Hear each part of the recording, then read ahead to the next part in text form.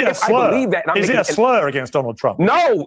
Wow. That's my. Piers, I'm the one saying no. So it's not a slur to call somebody. It's not a slur to call somebody, but it is a slur to use the F word about somebody who's not even. Explain that. Wow. No.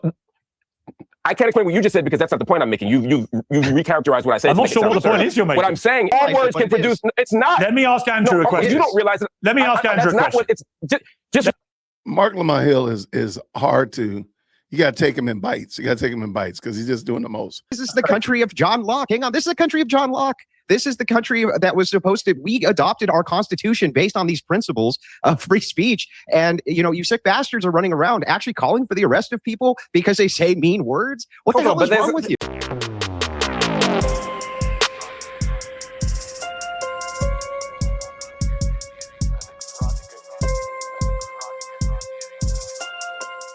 Grace and peace, everybody. Andrew Wilson is about to run a masterclass on how to debate, and he's going to use Marc Lamont Hill as a subject. Let's go. The idea here is, I guess you could get essayed, and if you call your assailant the quote F slur, you go to jail, right? Some country you got there. By the way, let's point this out, that progressives have for years, as these guys say, hey, we don't want to, put in hate speech laws and have people arrested and this and that. They've been doing the same type of stuff for years. They do depersoning, debanking, deplatforming, keeping people away from their cash. If you touch on any issues that they don't like, they've been doing that for years to conservatives. So they're doing the exact same thing that the government over there is doing. They're just using private marketplace to do it. So what they do is they will go on these massive campaigns to deperson a human being from society because they have wrongthink, or they say a word that it makes somebody else upsetty spaghetti, right? That's what they do. And the fact of the matter is like, who gives a who cares if this woman didn't care? Who cares if she was like, you know what, I am homophobic. And I said it because I'm homophobic. That's her business, right? You can say what you want. You're supposed to, at least in free nations. And that's not what you have there. And that was Tucker Carlson's point. You don't have a free nation there. You have out of a interest, nation which is Andrew, hang on, Mark. Out of interest, Andrew, would you use that word? Sure, you use it all the time. It's one of the best ways to describe friends. Right? Would you use it? Would you use it on a show like this? It's not meant to be. Look, it's not meant to be. Can I say it? Would you say it? I mean, would you normally use a word? Well, like I wouldn't say it for the purposes of TOS, but I mean, if I was allowed to, sure, it's one of my favorite words to say. There's nothing wrong with the word. What happens is this. This word is not. By the way, we know he's using the F slur for homosexuals. All right, so just to give context. Even being used as a homophobic slur, and it hasn't since I was a kid. Okay, that's the truth. People call each other this all the time. For literally for fun, just because it's fun. You like run into a buddy of yours. What's up, F slur? Right? You don't care, and you give each other. I don't think that's true. Right? Though. It is true. Look, no, I think if you ask people, they will tell you it is often used in a derogatory way and offensive way, intended to demean them, and it's done all the time. I don't think we can dispute that. But you know what? Everything, you can use any word as derogatory if you want to, or you can use words and they're not derogatory. It depends on the context, and we're social creatures. I'm tired of people acting like socially we know that there's context for words, and when you say in proper context this word to buddies and people in this, whatever. It's not a problem socially, and it never has been. And Mark might shake his head, but I bet you in high school, he was calling half of his friends that word, and they were probably calling it to him back. Why? Because it's funny. That's why it's funny. And were you Marc Lamont Hill? So here's, was I? No, but you've never used any derogatory term at school about anyone as a joke? You're asking a different question now. Okay, now you're asking a different question. His question was that. Again, the answer to the first question is no, I didn't use the F word in high school as he alleged. Second question is, have I ever used an offensive term? Absolutely. When I was a child, but as an adult, I like to think that I've grown beyond using the words that I used as a child.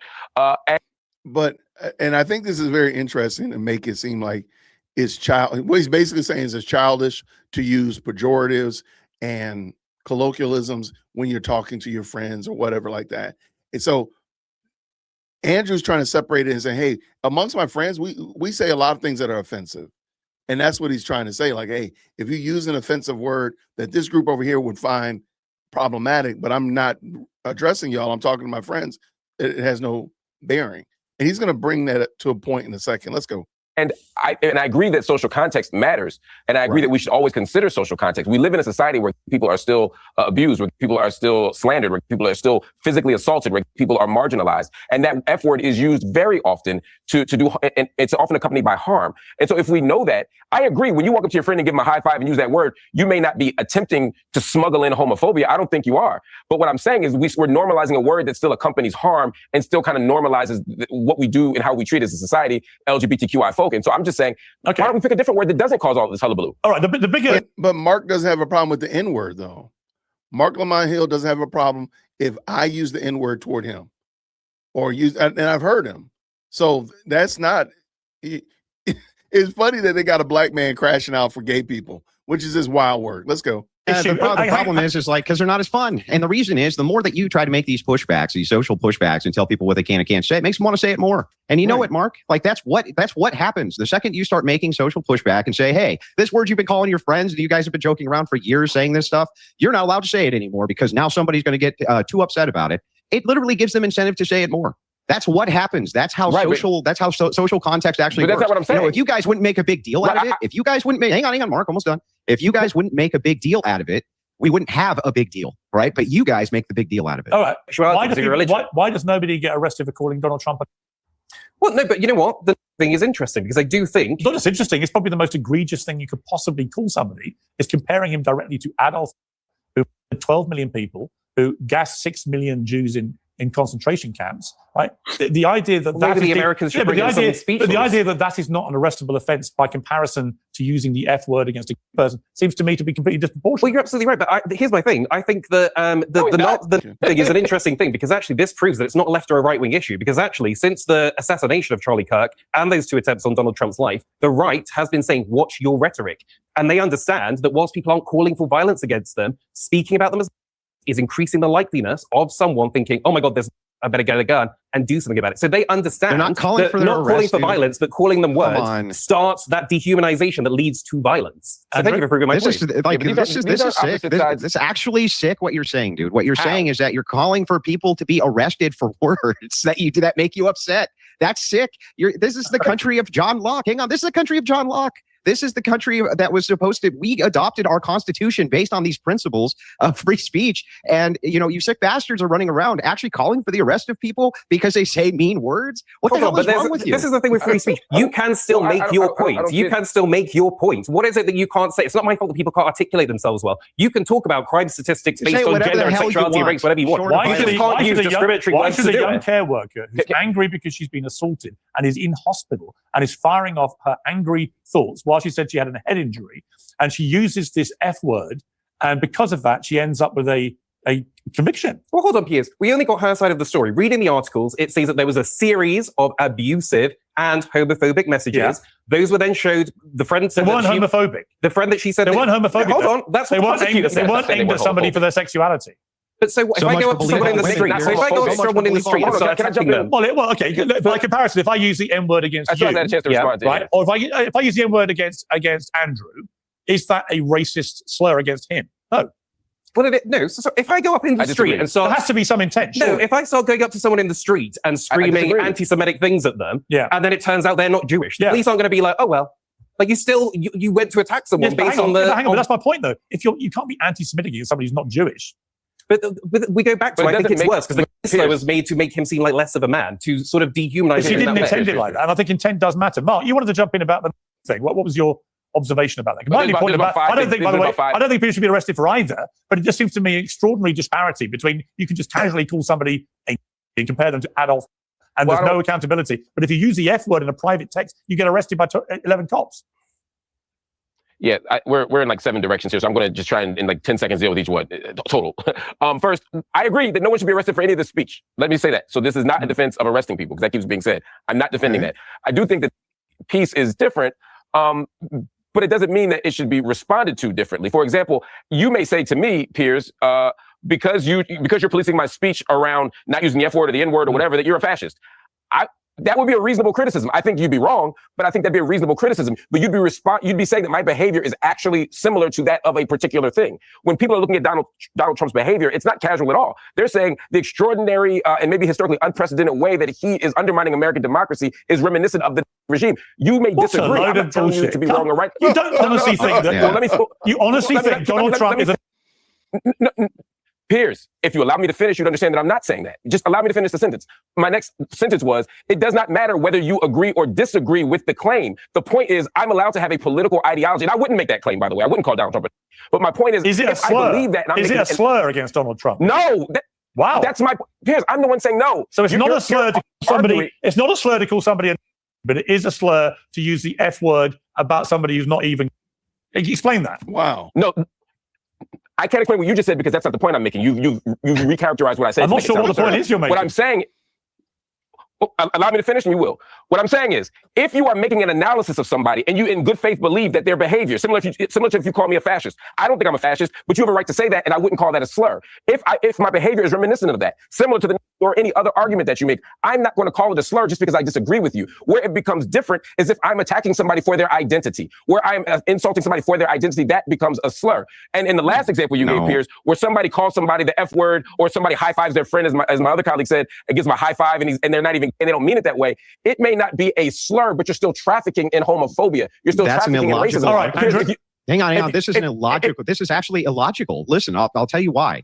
The reason that this is illogical is and then allow me to respond, because every time you respond to something, I don't get to respond. Hang on, I understand, but the foundation of your argument is these words cause harm based on social stigma, and the social stigma is caused because you're using a harmful word. Calling people fascist would create this exact same stigma that you're saying these other protected classes deserve. Your argument is a contradiction. It's P and not P at the same time. It's contradictory. So either it's one or the other, Mark. Either the social stigma needs to be argued against. Hang on. And in the UK, people are getting arrested for calling Donald Trump as much as they get arrested for calling somebody the F slur, because the social stigma is the thing that you're after. So you have to pick one, dude. Pick a lane. All right. Now allow me to respond. Again, you have mischaracterized my argument. My point is not that social stigma is the predicate for deciding whether or not someone can say something or not. If it were, then you would be right. All words can have social stigma. I could call you a conservative, what is it? And you can have a social stigma. You could call. Then what determines again, it? Allow me to finish now. Please allow me to finish. You insisted on being allowed to finish. Let me do the same. Yeah, I know. I just want the answer though. What could it be? You think it's easy to get the answer if you let me talk or if you don't? Yeah, go ahead. Okay, what I'm saying is, again, if just all words can potentially have stigma. If you call me a bleeding heart liberal, I may find that to produce stigma for me. I'm not saying that stigma alone is the issue. Stigma is not the predicate for me. And again, I'm not making the case that anybody should be arrested for any of it because it's so gray and slippery. I'm saying don't arrest anybody for any of the slang or any of the slurs, any of the language, any of the words that have been used against people. I'm saying don't arrest anybody for any of it. But the distinction I'm making here is not one of slur versus or stigma versus non-stigma. What I'm saying is that as a community, we can certainly agree that assessing someone's behavior, even if it causes stigma, is okay. You not liking it isn't enough for me to stop saying it. What I'm saying is if we as a community decide that, hey, this particular word, this particular framework has historically caused harm to people, not based on what they believe, not based on anything they've done, but based on a particular identity category, I'm saying we can make different decisions. We may not agree on what the decision is. That's stigma, okay. Though, Mark. But that's stigma. You are making a foundation. Let me jump in. Hang on. Stigma is not the foundation for my stigma is not the foundation. Again, all words can produce. It's not. Let me ask Andrew a question. You don't realize it. Let me ask Andrew a question. It's just Marc Lamont Hill is hard to. You got to take him in bites. You got to take him in bites because he's just doing the most. It is stigma, but instead of arguing for the LGBTQ, why don't you argue about the N-word and try to make that make sense? Because the same thing applies there. Because Marc Lamont Hill will lose his mind if somebody on this stage call him the N-word. I don't think it's an appropriate word, whether it be as a slur or in just the common parlance that people use it. But Marc Lamont Hill will lose his mind if Piers Morgan called him that. And again, the same thing applies. And I don't think he hears himself.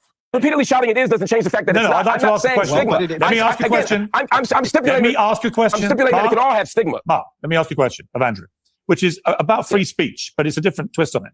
Because it's all been very anti the UK, this debate, as indeed the debates raised in America about our free speech issues, which are legitimate. I agree. But a Reuters report recently said that more than 600 Americans were fired, suspended, placed under investigation, or disciplined by employers for comments about Charlie Kirk's assassination. That was after a review of court records, public statements, local media reports, and interviews. Some were dismissed after celebrating or mocking Kirk's death. 15 were punished for allegedly invoking karma or divine justice. 9 others were disciplined for variance on good riddance. Other offending posts appeared to exult in the or express hope other Republican figures will be next. And we just had the president-elect of the Oxford Union in the UK who was sort of de-presidented, removed from his presidency, which was about to take over, because he had reacted in a sort of celebratory way when he heard the news of Charlie Kirk being shot. Now, in its way, is that not the very kind of censorship that you're talking about? Or do you think there's a line between accountability to your employers and to police criminal activity? No, the left has been depersoning and canceling people for my whole lifetime. And it has whipped up into a fervor since Trump's election, but even pre-election. They don't just deperson you, they debank you, they deplatform you, you're not allowed to say anything, they run massive harassment campaigns. The first time I've ever seen you poke the bear, they finally did something. And all that happened. Is interesting. I'm going to back up. Look at Marc Lamont Hill's face while Andrew Wilson is talking. It just seems that he knows that what he's saying is true, and he almost seems a little bit proud of it. Look at his face. Look at his face. It has whipped up into a fervor since Trump's election, but even pre-election. They don't just deperson you, they debank you, they deplatform you, you're not allowed to say anything, they run massive harassment campaigns. The first time I've ever seen you poke the bear, they finally did something. And all that happened was just some people lost their jobs. They weren't depersoned. They weren't completely ostracized from all of regular society because they said a no word. These were people who were celebrating in the streets, horrific, which they likely contributed to through their own rhetoric, right? That's what actually happened there. And language causes problems? Hang on. All that happened here, right, was for once, the right actually pushed back after you poked us enough time. So, look, am I saying that people should get fired from their jobs? No, of course not. But what I am saying is that there's a clear difference between depersoning and debanking people and ostracizing them from society completely, and an employer saying you don't represent my company very well, so you're fired. Okay. And that's the distinction. All right. Got to leave it there. Fascinating. I'm going to leave it there, Marc. I'm sorry. Shout out to Andrew Wilson. Great commentary. I want to know what y'all think about it.